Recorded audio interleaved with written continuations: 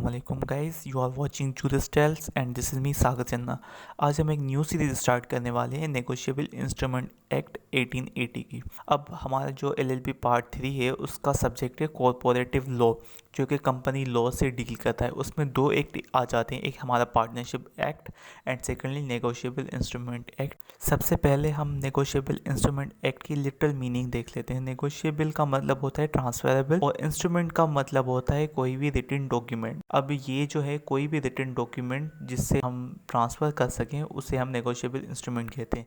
But अब ये corporative law से डील करता है, तो मतलब वो रिटन डॉक्यूमेंट जो कि फाइनेंस से रिलेट करते हैं वो हम ट्रांसफ़र कर सकें, वो नेगोशिएबल इंस्ट्रूमेंट में आएंगे और उनको हम डील करेंगे नेगोशिएबल इंस्ट्रूमेंट एक्ट के थ्रू।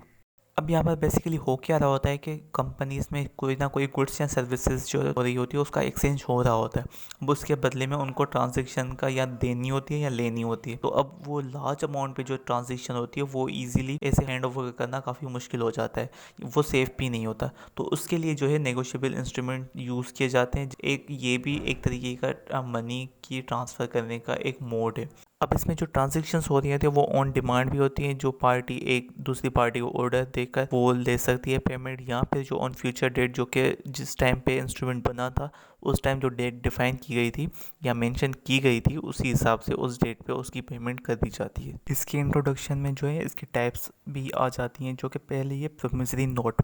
अब इसके नाम से पता चल रहा है कि प्रोमिसरी नोट मतलब जो प्रोमिस के थ्रू एक पार्टी ने ये वादा किया हो कि मैं पेमेंट करूँगा।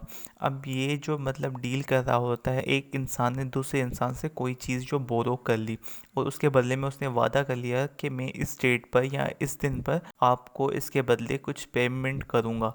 क्योंकि कोई भी चीज़ किसी से कोई इंसान लेता है तो उसके बदले उसे कुछ ना कुछ पेमेंट करनी होती है। तो अब वो जो उसने वादा किया है कि मैं आपको पेमेंट करूँगा और वो एक रिटन डॉक्यूमेंट पे किया गया है कि तो उससे जो है प्रोमिसरी नोट कहा जाता है। प्राइमरी लेवल पर प्रोमिसरी नोट में दो पार्टीज होती हैं, एक पेयर जो कि मेकर होता है उस प्रोमिसरी नोट का, जो वादा कर रहा होता है कि मैं आपको पेमेंट करूंगा, यानी जिसने पेमेंट करनी होती है वो पेयर होता है।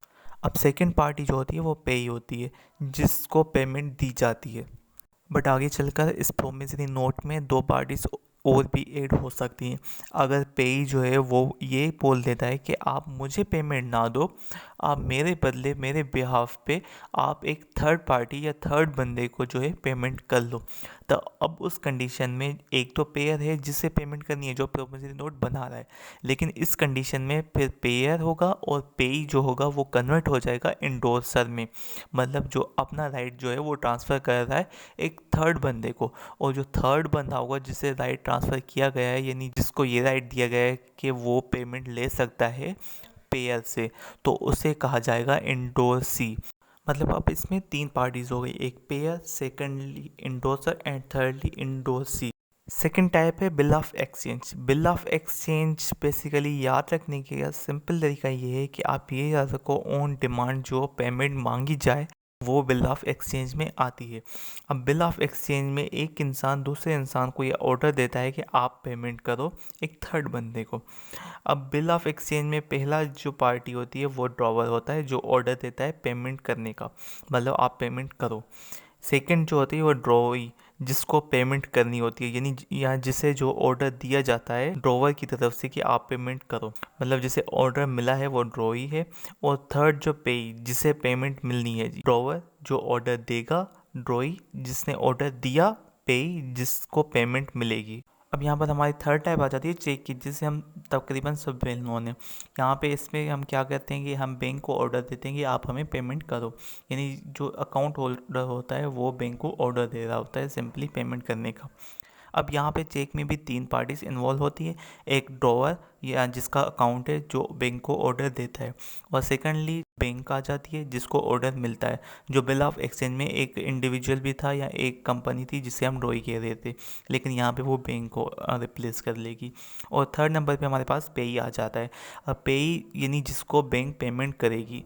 अब हम इसका जो नेगोशिएबल इंस्ट्रूमेंट एक्ट 1881 के सेक्शन स्टार्ट करते हैं। तो इसका जो पहला सेक्शन है वो प्रिलिमिनरी से स्टार्ट होता है, और पहले में इंट्रोडक्शन ही सिंपल बताया हुआ है कि ये इसका नाम नेगोशिएबल इंस्ट्रूमेंट एक्ट 1881 है और ये जो है इसकी कमेंसमेंट जो है 1 मार्च 1882 से पूरे पाकिस्तान पे हो जाएगी और ये जो है पूरे पाकिस्तान पे प्रिवेल करेगा एक्सेप्ट कि में जो भी लिखा हुआ है वो सेक्शन 24 और 35 जो state bank of Pakistan act 1956 के ऊपर अप्लाई नहीं होगा।